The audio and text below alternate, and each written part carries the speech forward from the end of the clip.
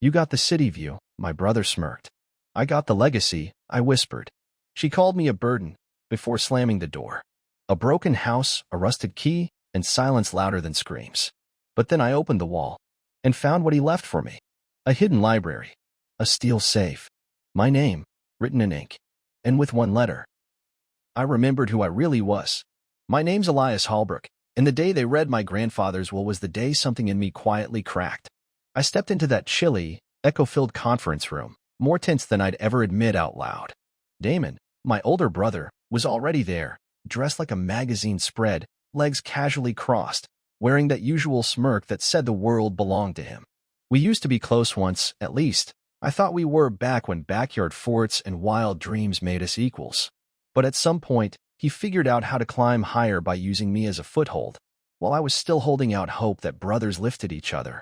The lawyer spoke like he was reciting a grocery list, flat tone, eyes fixed somewhere past my shoulder.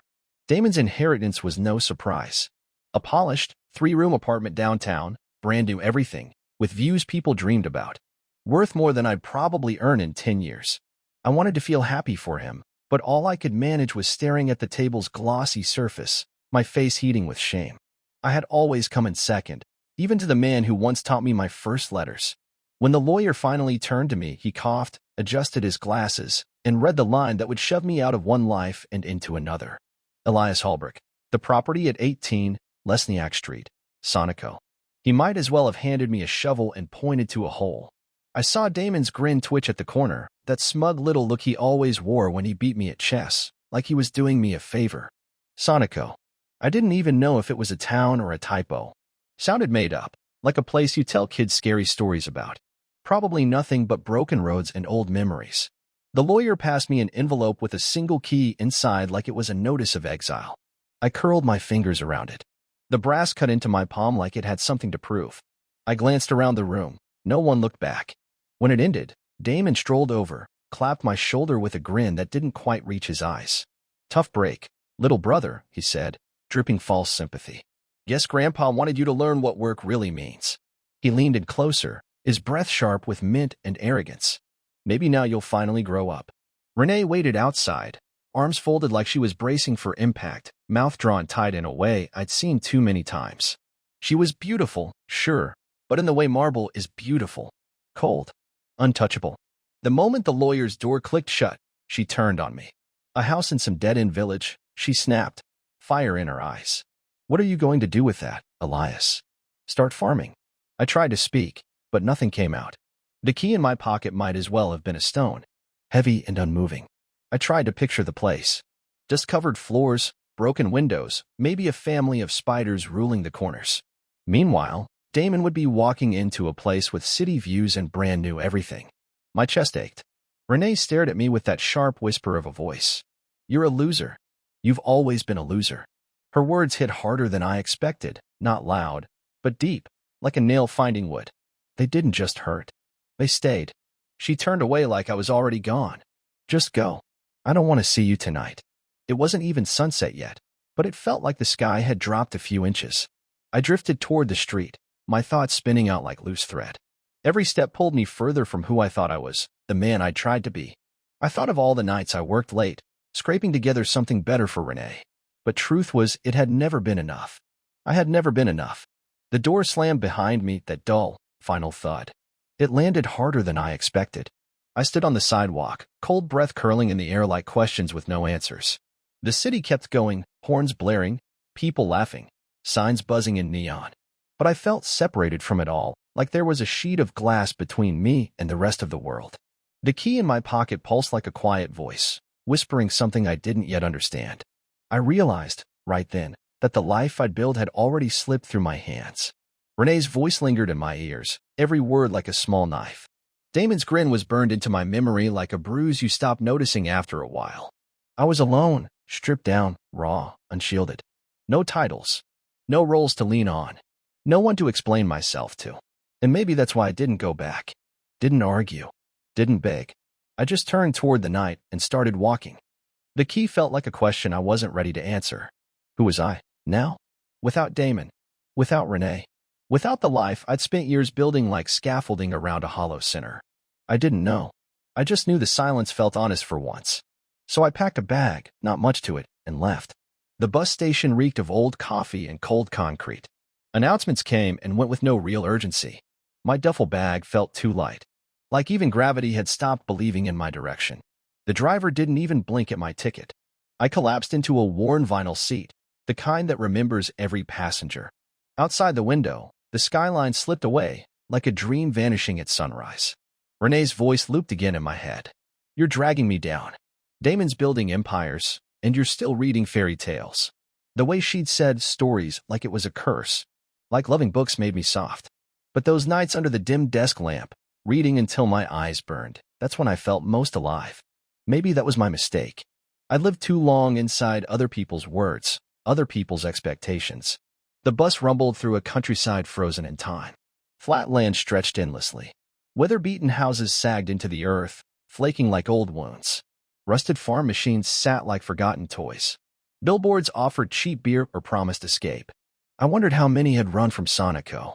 I wondered if anyone ever looked back. I pressed my forehead to the cool window. My reflection stared back, tired eyes, stubble, a man without a place. I searched for a real smile, something buried deeper than reflex. But I couldn't find it. Not yet. The bus hit a pothole, and I jerked upright, heart thudding like I'd been yanked from a dream. I clutched my duffel bag as if it carried something sacred, but all it really held were some worn-out clothes and an old notebook I couldn't bear to leave behind. That notebook was full of half-formed thoughts, scattered lines of stories I never finished, quotes I scribbled from books, whispers from strangers that I overheard but never dared to repeat. It was a quiet record of the man I was trying to become, or maybe the one I had always been too afraid to show the world. The closer we got to Sonico, the more the land began to shift. The endless fields gave way to clusters of birch trees, their white trunks glowing like bones in the late light. The road narrowed into a single lane, cracked and patched, bordered by ditches brimming with muddy rainwater. With every passing mile, it felt like I was being pulled into a place forgotten by time. I kept wondering what the house would look like. Would it still be standing? Would the windows be shattered? Would the past be waiting on the porch to greet me like an old friend or a ghost? The bus slowed down, and the driver grunted out something that might have been the name of the village. I stood up, legs stiff and slow, and shuffled toward the exit. The moment my boots hit the ground, I was met with the scent of wet soil and wood smoke, something raw and honest that the city could never offer. I stood there and watched the bus pull away, leaving behind a trail of exhaust that hovered in the air like a fading goodbye. There was no one waiting for me. No welcome sign. Just a dirt path that curved away into the trees, as if it had been waiting all this time for someone to follow it. I didn't move right away. My duffel sat at my feet, and I just listened, the wind in the branches, a bird call somewhere far off. The air felt older here. Heavy. Like it had held on to stories for longer than anyone could remember. I could almost hear them, laughter, arguments, the quiet hush of secrets passed between generations. And somewhere in those imagined echoes, my grandfather's voice, calm, worn, telling me things only he had lived through. I wondered if he'd once walked this same path with his own doubts tucked away in a bag like mine. I drew in a slow breath and started walking. The mud clung to my shoes, leaving behind dark, messy prints. I thought of Renee again. Her voice, sharp and brittle. You're a loser. You always have been. Maybe she was right. Maybe I was never the man she needed. But for the first time in years, I felt like I was heading towards something that belonged to me. Not Damon's scraps. Not a life shaped by Renee's discontent. Just mine, waiting. The path twisted through the trees and opened onto the village. Old wooden houses leaned sideways like they were tired of standing. Roofs sagged, paint flaked off in tired curls. Windows watched me like eyes that had seen too much. Behind some of them, I caught quick glances, a curtain shifting, a silhouette withdrawing. No one came out, but I didn't mind. I wasn't here for introductions. I was here to listen, to see what this place still had left to say. And then I saw it. The house. My house. It squatted at the very end of the road like something left behind. 2 stories tall, hunched like a man too proud to fall, but too old to stand straight. The fence was choked with weeds. The shingles on the roof curled like dead leaves. The windows were smeared with time. The paint had peeled back so far, it looked like something diseased. Still, it stood, just as my grandfather had said it would. I dropped the bag at the gate and stared at the house, unsure whether to laugh or curse. What kind of man leaves this behind for his grandson? And yet, I felt something like gratitude. This wasn't some wrapped-up gift. It was a test. A riddle. Elias, who are you without all the noise? What do you have left? I stepped up to the gate and pushed. The hinges moaned in protest, like they'd forgotten how to move. The path to the front door was lost in weeds and wild dandelions, but I followed it. Every step felt deliberate, like I was choosing this, like I was walking into the shape of my own life. Even without answers, even with the air thick with rain and the smell of wood rot and memory, I felt something shift inside me. A small crack, not of breaking, but of opening. Maybe this wasn't exile. Maybe it was the beginning of being free. The house crouched behind its overgrown hedges, sagging, silent. Shutters hung askew like half-closed eyes. I paused at the edge of the yard, boots sinking into soft earth. A gust of wind stirred the shutters, a sound like brittle bones knocking together in the dark. I grabbed the handle of the bag again, the old fabric stretched thin from years of travel without a destination, and stepped forward. Each footstep felt like it belonged to someone else, or maybe to the man I was still becoming. I reached the porch. The boards groaned under my weight, loud and uneven. The front door had once been green, but now its paint flaked like skin after a bad burn. I laid my hand on the cold metal handle. It felt solid, made by someone who'd cared once. I turned it. The door opened with a low sigh, like it had been waiting too. Inside, the air smelled of old pine, damp wood, and something warmer, a trace of life that had long since moved on. A single shaft of light spilled through a slit in the curtains, catching the dust in its path. The particles floated like tiny ghosts, swirling in the stillness. I stepped inside. The house felt like it exhaled around me. Every creak in the floorboards, every breath in the walls seemed to say, "You made it back." I let the duffel fall to the floor and turned slowly, letting my eyes adjust. The furniture was still there, worn but standing. A threadbare sofa sagged in the corner like an old man tired of being useful. A wooden table stood in the center, pitted, stained, scarred from years of dinners and fights, and everything in between. The wood darkened in patches where something, maybe wine, maybe wax, had soaked in and never left. It felt like a place that had held love and lost both, like time had soaked into the walls and refused to let go. I ran my fingers across the mantel, tracing the grooves and dents. A faded photo sat there. My grandfather. The glass cracked, but his face still clear. His eyes, steady, wild, kind, stubborn, followed me around the room. I remembered him on that park bench, spinning stories about war, about codes of honor, about a world that had already disappeared before I was born. He'd smelled like pipe tobacco and pine, like the forest itself had made him. I let my hand fall from the mantel and wandered over to the bookshelf that lined the far wall. At first glance, the shelf looked like nothing special, just rows of bent paperbacks and faded hardcovers. But then I noticed something off. A seam along the wall that didn't quite match. Too perfect, too deliberate. I leaned in, breath caught in my throat. It felt like the house was holding its breath too, like it didn't want to be found out. My heart kicked hard in my chest as I reached for the seam, half expecting my hand to pass through it like a dream. But the panel gave under my fingers. A soft click echoed through the silence, quiet but final. I pressed again, firmer, and this time the door creaked open, slow and rusty, like it hadn't moved in decades. Beyond it was a narrow passage, barely wide enough to fit my shoulders. My pulse spiked as I ducked inside. The air changed instantly, thicker, almost buzzing with a strange charge.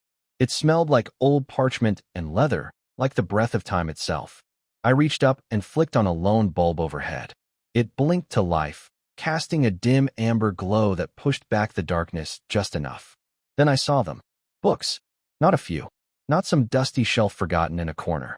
A whole room, wall to wall, floor to ceiling, packed with books in every color and language. Latin, Russian, Greek, Arabic.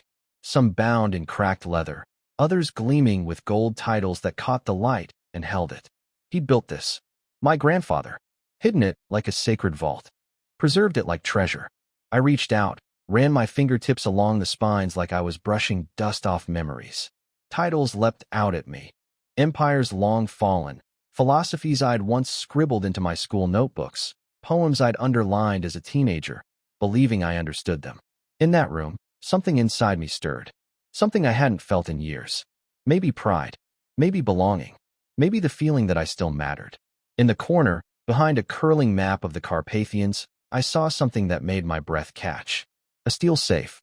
Large. Still. Like it had been waiting all this time. I stepped closer, heart racing again. What was in there? Letters? Documents? Truths? My fingers hovered above the dial. Cold metal, unforgiving.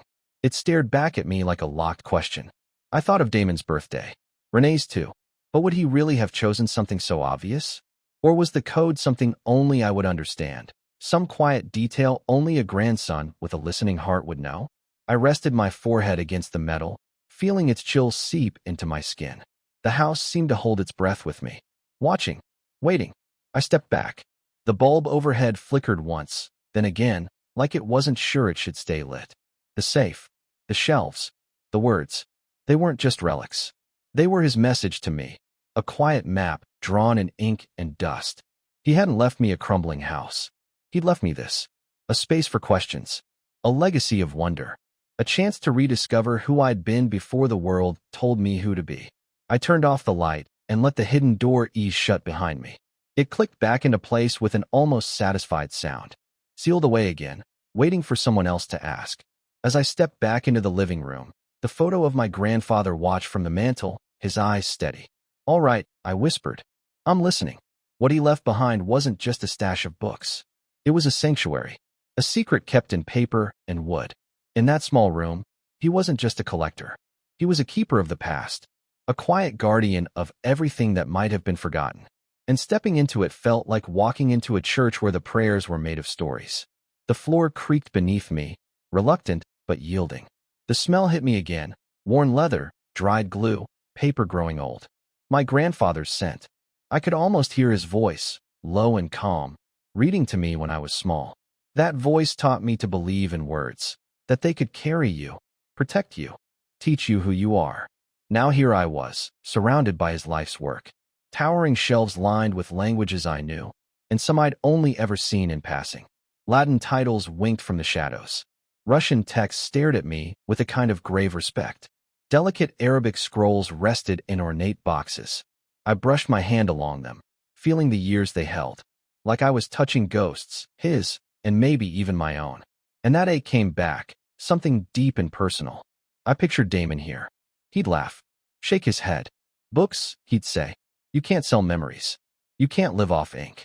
But he never understood. Some things don't come with a price tag. Some things aren't meant to be flipped or spent. They're meant to be remembered. Near the corner, half in shadow, I spotted the safe again. Big, heavy, a sleeping beast made of steel. The dial sat waiting like it knew more than I did. I laid my palm on it, and the cold stung. I thought about what he might have hidden, something valuable, something personal. Maybe it was money. Maybe it was nothing. Or maybe it was everything. I stepped away and let my eyes drift back to the shelves. The room felt alive with his passion.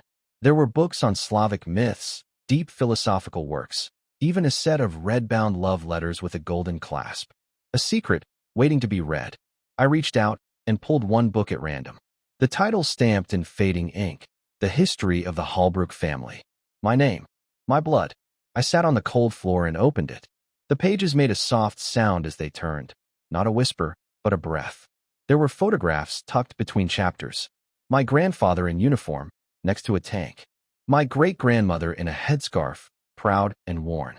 With every page, I stepped into a world I'd never thought to ask about. All those moments I could have listened and didn't. The weight of it settled in my gut, guilt, raw and sharp. This place wasn't just a library. It was confession. It was challenge. He'd spent his life gathering these fragments, stitching them together in secret. And now he was asking me to look. Really look. This house wasn't falling apart. It was waiting. And for the first time, I finally understood. It hadn't been waiting for paint or repair. It had been waiting for me to wake up. I closed the family history book and reached for another. There was a small bundle of letters tied with a green ribbon. The pages were delicate, almost crumbling at the edges. The ink had faded, but the words still held a quiet kind of gravity. I read the first line. To my beloved, whose voice I still hear in the wind. My grandfather had loved someone. Deeply, maybe even desperately. And here it was, sealed away behind a false wall, untouched for years. waiting for someone to care enough to find it. I thought about Renee, how quickly she turned cold once the money ran dry. I wondered if I'd ever known a love like this, or if I'd only ever clung to the idea of it. I leaned back against the shelf. The scent of old paper filled my lungs like smoke from another lifetime. The walls seemed to wrap around me, not in confinement, but in something gentler, the warmth of lineage, of memory. I wasn't just Elias Hallbrook, the man with a failed marriage and a life that had unraveled in the city. I was a Petrov, grandson of a man who had survived war, built something from the ashes, and somehow still believed in love enough to leave it behind like this. My eyes drifted back to the safe. Its steel surface caught the light, quiet and unmoved. It was the last unopened door. My grandfather had given me this library, this hidden world, and this final riddle. I felt the weight of it settle into my chest, deep and heavy. Whatever waited inside that safe, it was meant for me. Not Damon, not Renee, just me. I knelt down, running my fingers along the dial. Each number was sharp and cold, like counting down towards something I wasn't sure I was ready to learn. I tried Damon's birthday. Nothing. Tried Renee's. Still nothing. Then I turned the dial to my own. There was a click, soft, almost reluctant, like the safe was exhaling. The door groaned open, slow and strained, revealing a trove of documents. Yellowing letters, land deeds, antique catalogs, and single thick envelope. On the front, in my grandfather's firm handwriting, were the words, "For Elias." And Elias only. My hands trembled as I lifted it. My name stared back at me. Not scribbled, not rushed, but written with care. I swallowed hard, feeling something rise in my throat. I lowered myself to the floor again, the envelope resting in my lap like something alive. When I opened it, the pages inside felt strangely warm, as if they'd been waiting for my hands. His words were precise, thoughtful, and filled with a kind of love I'd almost forgotten existed. He told me why Damon got the apartment and why I had been given the house. Damon, he wrote, had let go of his roots, always chasing applause, always building for show. But me? I had asked questions. I had wanted to know where we came from. I had wanted to understand. This house isn't broken, he reminded me again. It's waiting. The letter slid into my lap. I looked around the room, at the shelves, the scattered dust, the shadows shaped like stories, and I felt it. This was a map. Not of streets or land. Of identity. Of me. I wasn't here to inherit a house. I was here to inherit a life. A purpose. A legacy. For the first real time in years, I felt like I was exactly where I was meant to be. I stared at the envelope, its corners browned with age. I turned it in my hands, tracing the familiar script again. Elias. Not Misha. Not Hallbrook. Just my name. As if he were speaking not to the version of me I'd tried to become, but to the one I had buried under compromise. I ran my finger beneath the flap and tore it open gently. The paper cracked like dry leaves in autumn. The letter was long, lines stretching across the page in his deliberate, blocky script. He started with this: "I am proud of you. Not for wealth, not for titles, but because I had always asked why. Even as a boy." He called that a gift. Tears welled unexpectedly. I couldn't remember the last time someone told me I was good at something that couldn't be tallied in money or success. Renee used to say I was soft. That dreaming was a weakness. Damon would scoff whenever I brought up history. But here, in these pages, my grandfather reminded me that questions, that curiosity, were my strength. He explained the inheritance without bitterness. "Your brother needs walls to hide behind," he wrote. "Windows to show off. But you need something deeper. You need roots. You need the stories that shape a man." I folded the letter to my chest and sat there, letting it anchor me. I had spent so long thinking I was always behind. Always second. Maybe I had been first all along, just not in the way anyone could see. Inside the safe was more than that one letter. There were deeds to the house, scrawled repair notes, penciled plans in the margins of old books, scribbles and questions, wonderings. It felt like a private conversation, one we'd never had out loud, but had always been waiting to happen. One that told me I hadn't been forgotten. I leaned against the safe, its cold back pressed into my spine like a quiet reminder.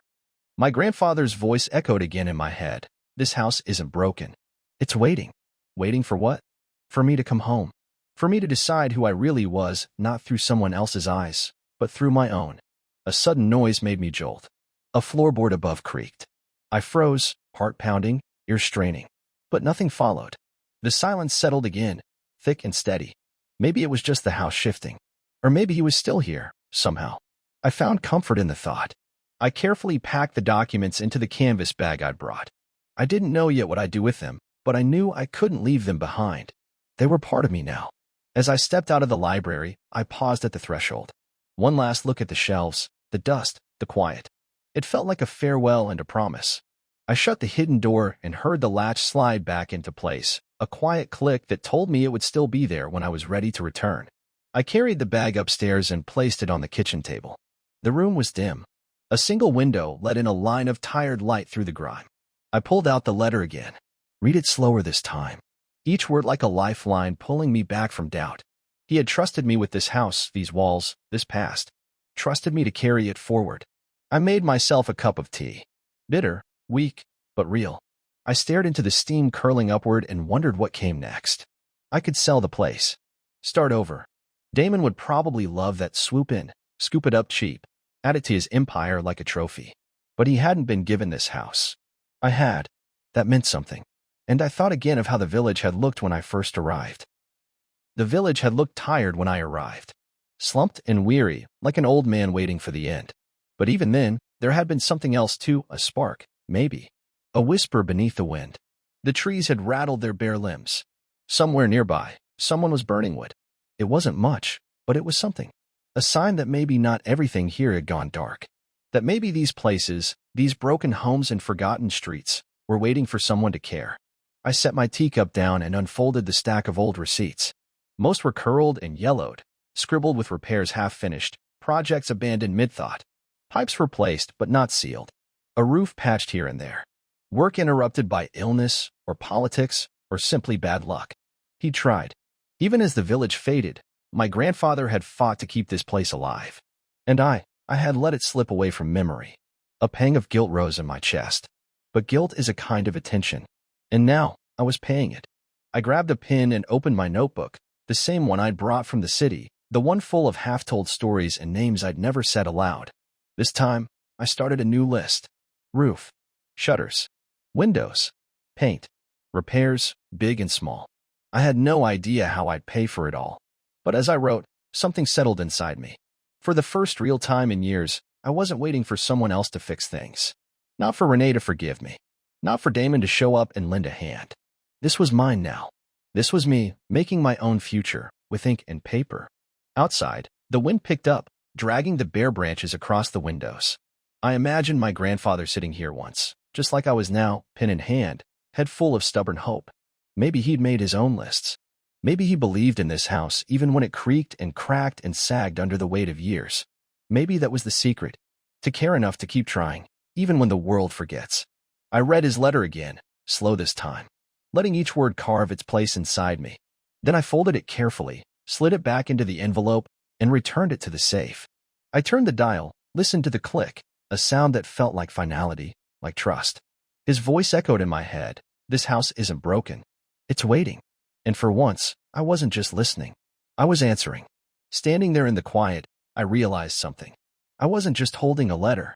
I was holding a torch, a light meant to be carried forward. Maybe even a way to reclaim some part of myself I thought had been lost in the noise of other people's expectations. I made my decision. I wasn't going to sell the house. I wasn't going to walk away. I was going to rebuild it. Even if it took years. Even if all I could do was begin. The thought rooted itself in my mind, slow and steady like an old oak.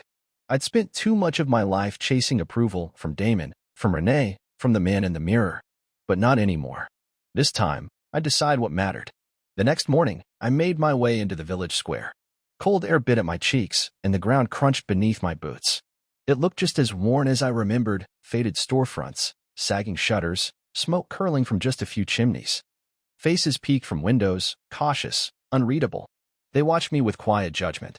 The outsider who'd come back. The boy who had left and returned to a place they'd all stopped believing in. I spotted Walter near the well, his old hands wrapped around a chipped ceramic mug. He'd always been there, the village's caretaker, unofficial and unchallenged. His eyes narrowed when he saw me, but behind the scrutiny was something softer. A memory, maybe. A boy he used to bounce on his knee. "Walter," I said, my voice steady. I need your help. He took a slow sip and raised an eyebrow. With what, Elias? The house, I said. I want to fix it. Restore it. But I can't do it alone. He let out a dry chuckle, the sound brittle like fallen leaves. That old place? She's barely standing. Takes more than nails and hope to bring her back. I know, I said quietly. But I have to try. He looked at me for a long time, the kind of look that saw straight through the noise. Then, finally, a small nod. Maybe respect. Maybe memory. You're your grandfather's boy, all right, he muttered. Then he motioned to the bench beside him. Sit down. Tell me what you need. We sat there on weathered wood, the sun rising slow behind us, warming the frost-bitten roofs. I told him everything. About the damage, the repairs, the hidden room, the letter, the way the house had felt like it was breathing when I walked through the door. Walter didn't interrupt. He stared ahead, as if watching the years collapse into one another. When I finished, he gave a single nod. You'll need Nico, he said. Only one who can do that house justice. Nico. I repeated. The name meant nothing to me, but it felt right, like a door unlocking. Lives in the next town, Walter said. Works with old places. Makes them live again. Your grandfather trusted him. That's not something he gave easily. Hope stirred in my chest. Can you bring him here? Walter shrugged. I can ask. No promises. That's all I need, I said. I reached for his hand. It was rough, lined with years of work. He let me hold it. Thank you. Don't thank me yet, he grunted. But there was the faint trace of a smile on his weathered face. This house, it ain't just wood and stone. It's blood, sweat, memory. If you're gonna bring her back, you'd better be ready to bleed a little too. I am, I said. And I meant it. For the first time in years, I felt like I was standing on solid ground. 2 days later, Walter returned. And with him came Nico. He was younger than I expected. Mid-30s, lean, sharp-eyed. His hands were long, scarred, the kind of hands that had made and remade 100 things. He circled the house in silence, fingers brushing along the grain of old beams, the cracks in the plaster, the corners where time had curled in and made itself comfortable. When he came back to where I stood, he looked at me for a moment, then spoke. Your grandfather built this right, he said. She just needs a reason to stand again. I felt something heavy lift from my chest. Can you help me? He nodded once. I can. But you need to understand, this isn't about making it look new. It's about bringing it back to life. I know, I said. I want to honor him. Honor what he built. His eyes softened just a little. Then we're in agreement. We spent the day walking the house room by room.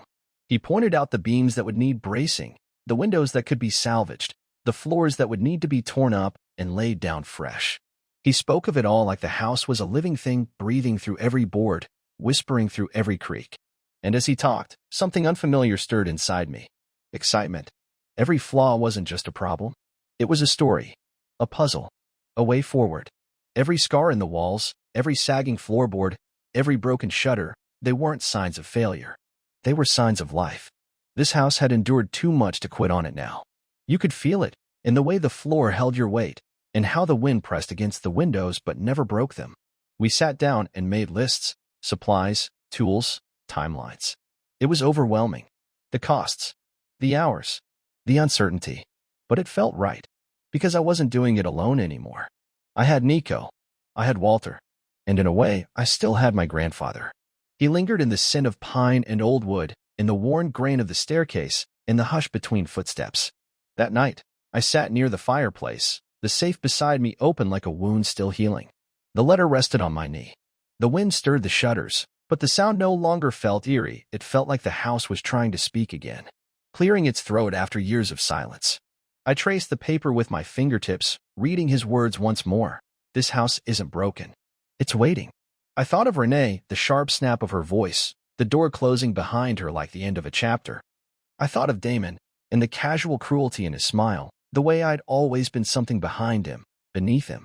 And I thought of myself, the version who lived in their shadows, and the version I was finally becoming. Someone who could build, not just dream. Someone who chose to stay and fight for what mattered. The fire popped and cracked, casting shadows across the walls like echoes of the past. I leaned back in the old chair and let the warmth sink into my skin. Outside, the village stretched into the cold dark, but I didn't feel alone. I felt steady. This place, this wasn't just a house. It was memory. It was story. It was mine now. To protect. to restore, to rebuild from the bones up. As the fire burned low, I closed my eyes and let myself imagine what it could be. And in that quiet darkness, I didn't just see a house made whole. I saw a man reshaped, one plank, one nail, one memory at a time. The next day, I did something that made my stomach twist. I took pictures of the rarest books and sent them to collectors in St. Petersburg and Warsaw. At first, it felt like betrayal, like I was auctioning pieces of my grandfather's soul. But the roof didn't care about nostalgia. The walls couldn't be patched with sentiment. I needed money. And those books, they were the only real currency I had left. Nico never judged me. He stood beside me as I packed the volumes into crates, his hands steady, his face quiet. "Your grandfather would have done the same," he said one evening. "He wanted this place to breathe again. Sometimes that means letting go." I nodded, though a part of me tightened each time I closed a box. Each book held more than ink, it held history. A lesson. A part of who I had been. But I reminded myself, the house was the real inheritance. Without it, those stories were just dust and paper. 2 days later, a man named Edgar Strickland arrived. Older than I expected. Tall but bent slightly at the shoulders. His hair was thin and pale, like straw left in the sun too long. But his eyes, they were sharp, cold, focused, like shards of glass that had never dulled. He carried a weathered leather satchel. His hands were narrow and careful, moving like a surgeon's. He didn't say much. Just flipped through the books I laid out on the table like they were rubies, not words. He turned pages with reverence and just a hint of hunger. Now and then, he'd nod, jot a note in a little black notebook tucked under his coat. When he picked up a small leather-bound book with gold along the spine, something changed in his face. He inhaled sharply, brushing his fingers across the cover. "This," he whispered. "This alone could buy you a small house in the capital." My heart stuttered. "What is it?" 16th century, he said, almost reverently. "An original edition. Marginal notes from a royal scribe. This isn't a book. It's a national artifact." My chest tightened. I imagined my grandfather cataloging it, preserving it, knowing it had survived revolutions in dust and indifference. Selling it felt like a betrayal. But I remembered his words again. This house isn't broken. It's waiting. And I understood. He trusted me to choose what mattered most. Edgar looked up, eyes gleaming. "Name your price." I hesitated. Every instinct told me to hold on, to guard it. But the ceiling above my head still leaked. The beams still sagged. If I didn't act, everything inside this house would be lost. 6 million rubles, I said. My voice steady. His eyebrows rose. But he nodded. "A high price," he said. "But fair." He reached into his satchel, pulled out a checkbook, and began to write. I watched the pen glide across the page, each stroke both an ending and a beginning. When he handed me the check, it felt impossibly heavy. "You've made the right choice," he said. "This book will be preserved. Displayed. Seen." I nodded, throat tight. "Thank you." After he left, I sat there alone, staring at the check. 6 million rubles. Enough to fix everything. Enough to bring the house back to life. Nico found me still at the table. My grandfather's letter lay beside the check, a quiet witness. He looked between them. "It's not easy," he said. I shook my head. "Feels like giving up part of him. But you're keeping the rest," he said. "You're choosing what to save." I closed my eyes. Let the words sink in. Choosing what to save. That's what my grandfather had done. Every time he'd added a book, or drawn a line, or left a note in the margins. That's what he'd asked me to do. The next morning, I got to work. I called the carpenter. I called the roofer. I called every man in town who'd ever held a hammer or a brush. "We're bringing the house back," I told them. Some came because they were curious. Some came because they owed my grandfather something. Others just came to see if the quiet son from the city could really pull it off. I watched them arrive, one by one. I watched Nico guide them like a conductor, not barking orders, just steady, calm. He showed them how to cut the rot without cutting the history. He treated every board like it mattered. And I realized it did. Each nail driven, each plank lifted, was another piece of my grandfather's story being honored. At night, I sat by the fire again. The safe always open. The letter always close. When the wind pressed against the shutters, I sometimes imagined I heard him, his voice, low and sure, somewhere in the walls. "Keep going," it seemed to say. "I'm here." Over the next few weeks, I sent more books to Edgar. Each one felt harder to let go than the last. But with every check he placed in my hand, the house stood taller. The leaks stopped. The windows stopped shaking. The walls held firm against the wind. And slowly, so did I. One evening, as the sun dipped behind the hills, Nico stood next to me on the porch. The house behind us glowed in the amber light, its windows shining like watchful, warm eyes. "Your grandfather would be proud," he said softly. I swallowed, a lump catching in my throat. "I hope so." "He would," Nico said. "You're not just rebuilding a house. You're rebuilding a legacy." I let his words sink in. For once, they didn't bounce off. They stayed. They felt true. For the first time in my life, I wasn't chasing someone else's shadow. I wasn't Damon's forgotten brother. I wasn't Renee's disappointment. I was Elias Hallbrook, the man chosen to carry something forward. The keeper of this place. Its stories. Its roots. And I was exactly where I needed to be. That night, Damon called. His voice oozed that same blend of fake politeness and carefully veiled resentment. I knew it well. I was up on the third floor, sanding an old beam. The smell of aged wood filled the room, the same scent I remembered from every childhood summer I'd spent here. I pressed the phone to my ear, my hands still dusty. "Hey, little brother," he said, dragging the words out like they didn't quite belong to him. "Listen. I've been thinking." I leaned back, wiping sweat from my brow. "About what?" "The will," he said. I could practically hear the leather creak under him as he shifted in that fancy chair in his shiny apartment, the one handed to him like a reward. "Maybe it wasn't fair," he continued. "Maybe we should trade. You give me the house. I give you the apartment." He paused, like he expected me to gasp in excitement. "Think about it. Brand new kitchen. Panoramic skyline. You be set." I looked down at the floorboards under my feet and smiled. Not out of bitterness. Just because he didn't get it, and never would. "This place has roots, Damon," I said. My voice calm. "It has stories. It has me in it. I'm not trading that for polished floors and silence." He scoffed. "Still sentimental, huh? You think history matters? It doesn't. The future is in the city. In connections. In deals." I closed my eyes for a moment, hearing the words I'd let define me for too long. But not anymore. "Maybe you're right," I said. "But I don't care. This house, it's home. I belong here." The line went quiet for a second.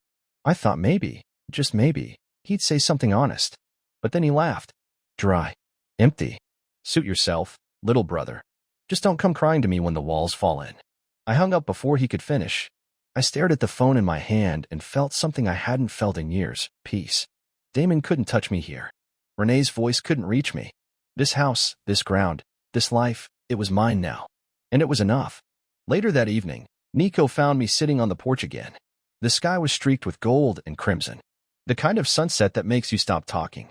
"That was your brother, wasn't it?" he asked, his voice low, like he already knew. "Yeah," I said, smiling faintly. "He wanted to swap the apartment for the house." Nico snorted. "He doesn't understand." "No," I said. "He never did." We sat there quietly, the two of us, while the darkness folded in around us. The house creaked gently, like it was listening. The wind whispered across the shutters, familiar now. Friendly. I thought of all the years I'd spent trying to be someone I wasn't, trying to earn love, earn praise, earn space. Damon had always been the golden one. The star. The success. But none of that mattered here. Not in this place. I thought of my grandfather again. Of the tools he held. The library he built in secret. The letter he left for me like a lifeline. He'd known me better than I'd known myself. He'd seen something in me I'd lost somewhere along the way. And now I felt him everywhere. In the grain of the walls. In the books. In the quiet breath of the house itself. That night, I lit a fire in the hearth. Let its heat fill the room. The flames danced along the walls, casting flickering shadows that looked like memory. I imagined him sitting where I was, mug in hand, telling me the stories of his time. Of war. Of survival. Of love. I could almost hear his voice again, slow, sure, reminding me that the past isn't a chain. It's a foundation. The thought settled in my chest, quiet and solid. The next morning, I met Nico in the yard. He was already at work, his hands moving over the old window frame like it was something precious. He looked up and nodded. "Ready to get your hands dirty?" I smiled, rolling up my sleeves. "Always." We worked side by side, ripping out rot, laying new beams, smoothing rough edges. Every time I struck a nail into wood, it felt like I was saying something. Not with words. With action. I belonged here. Nico taught me how to read the wood, how it swells, how it bends, how it speaks. He showed me that nothing was too far gone if you knew how to listen to it. The house began to shift around us. The roof no longer sagged. The walls stood proud. The windows gleamed with fresh glass, catching light like mirrors to the sky. At night, I'd wander room to room, running my hand along the trim, feeling the pulse of it all. Nico had been right. The house was alive, and with every repair, I was breathing life back into it. One evening, after the tools were put away and the light had softened, I found myself back in the library. The safe sat open beside me. The letter rested on my lap. I read it again, every word heavier, deeper than before. You need roots. You need stories. I thought of Damon's offer, that sleek apartment in the capital with its spotless tile and sterile view. It would have been easier, sure, but it would have been hollow. That place didn't know me. This one did. I heard Nico's steps in the hall and looked up. He leaned in the doorway, arms crossed, watching me like he always did, quiet, steady. You're thinking too hard, he said. I laughed quietly, maybe at his words, or maybe because, for the first time in my life, I was finally thinking about the right things. Nico nodded and pushed himself off the doorframe. You've got something good here, Elias. Don't let anyone tell you otherwise. Thanks, I said, voice tight. I'd never been good at taking praise, but his words felt honest, solid, like something I'd earned. He turned to leave but paused in the doorway. Your brother, he said, he'll be back. Men like him always circle back. I met his eyes, steady, calm. Let him. He can't take this from me. A small smile curled at the edge of his mouth. Proud, quiet, good. After he was gone, I sat in the library, wrapped in the hush of the house. It wasn't empty, it was full of voices, the kind that lived in the grain of the walls, in the faded paint, in the old hinges. I thought of the stories this place had witnessed, the laughter, the arguments, the secrets whispered late into the night. I thought of my grandfather, of the trust he'd placed in me. I felt it like a steady hand on my shoulder. I closed the safe and stood up, feeling stronger than I had in years. Damon could keep his glass apartment.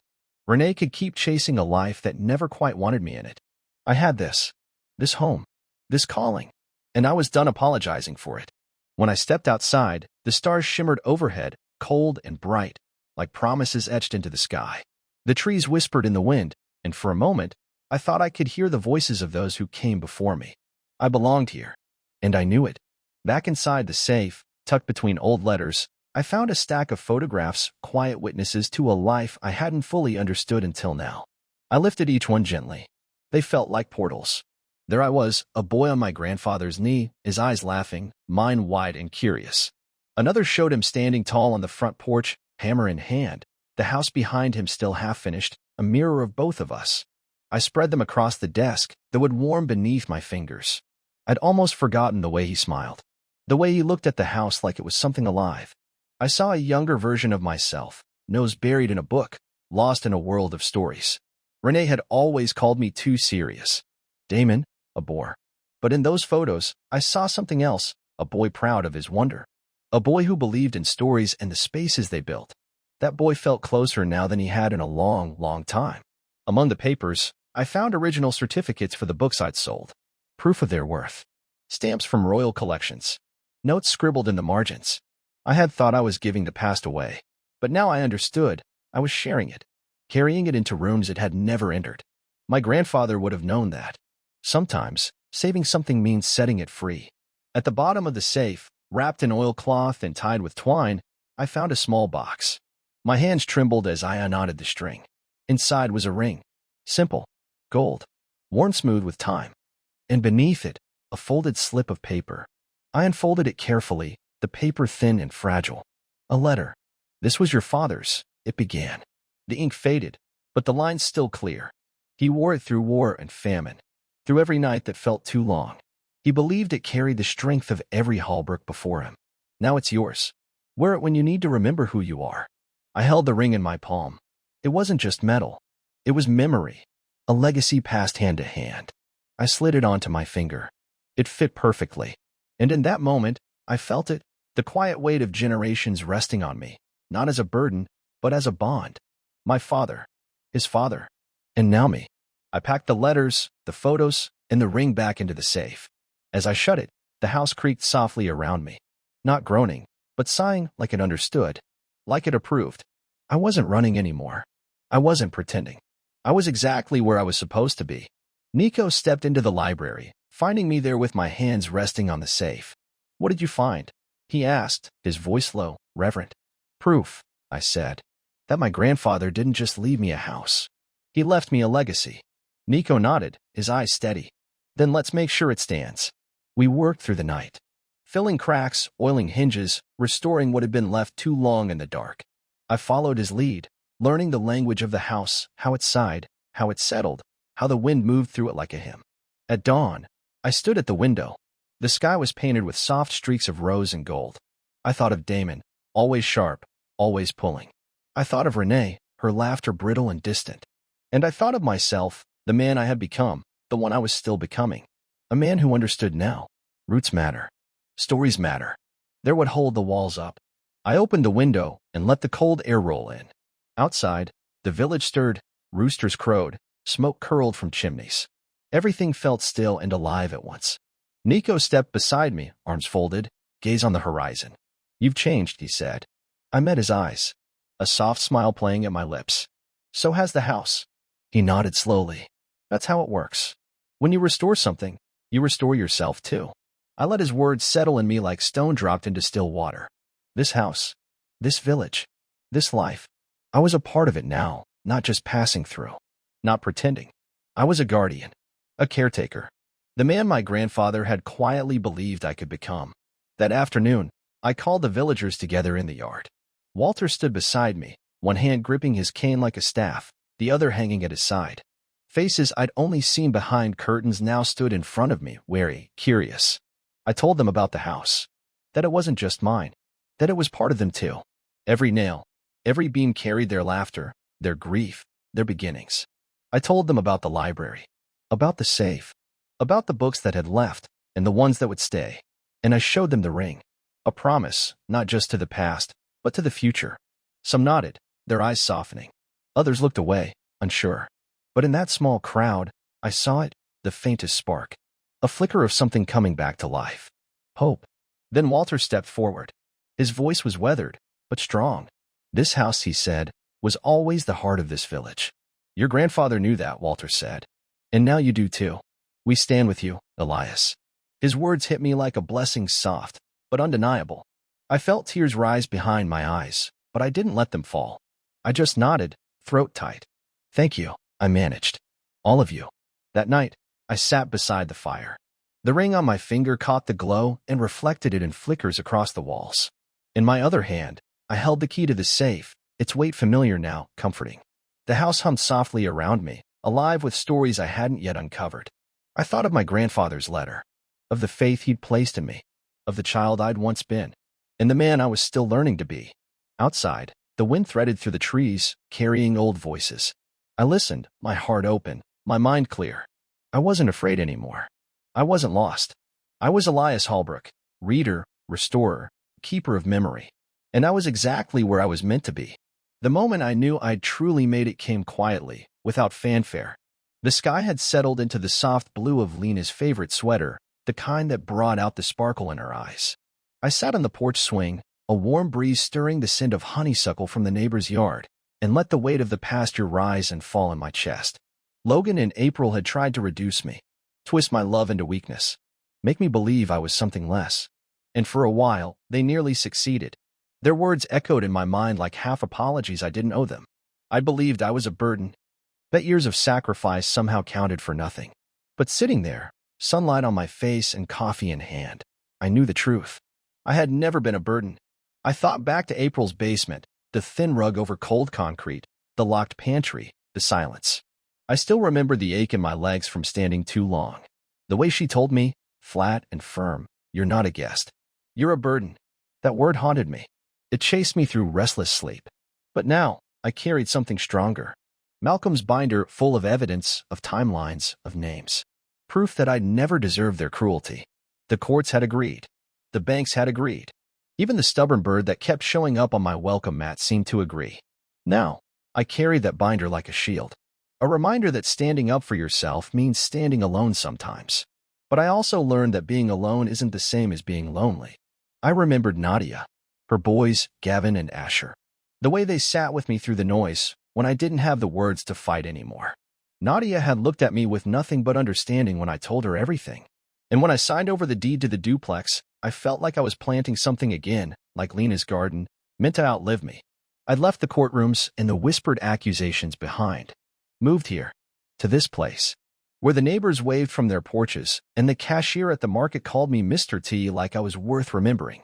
For the first time in a long time, my name didn't feel like a bruise. It felt like mine. I remembered walking into the local VFW hall. The walls lined with photographs of men and women who'd seen their share of battles, some abroad, some at home. I sat at a table surrounded by people who carried invisible scars. When I told my story, they didn't flinch. One of them said, "Happens more than you think.